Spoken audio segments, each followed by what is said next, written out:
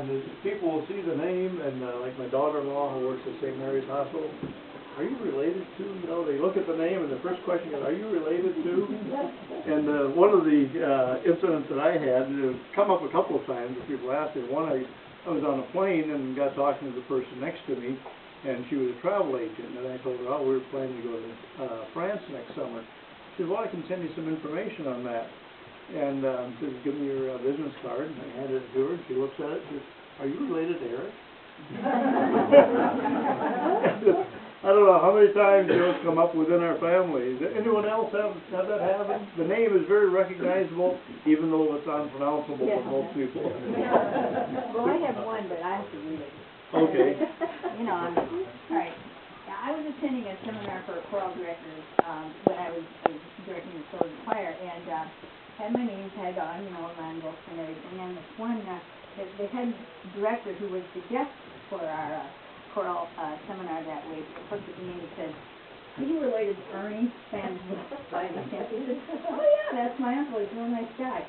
Well, he was the registrar at Calvin College, and we were all just shaking in our boots if we had to go find him. So I was like, well, that's really funny, because I think he was a pretty nice guy. But anyway, he just looked at that name and said, are you related to that person? Well, I had an incident one time where we were at home and there was a knock on the door, and we went to the door, and there's this big guy standing there. He said, are you from Puff?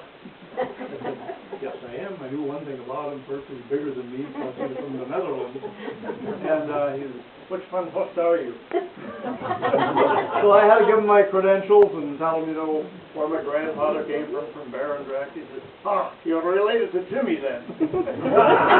That's how I met Philip. So I'm very pleased that you took the time to look us up and introduce yourself, and we've been in contact ever since. So again, thank you. Anybody else have any family stories you'd like to share?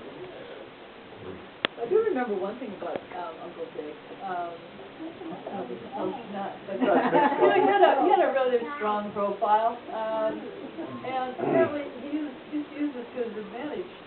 Whenever he went to the deli to get bagels and herring and sliced beef, corned beef and stuff, he would call up and say, "This is Mr. Jacob."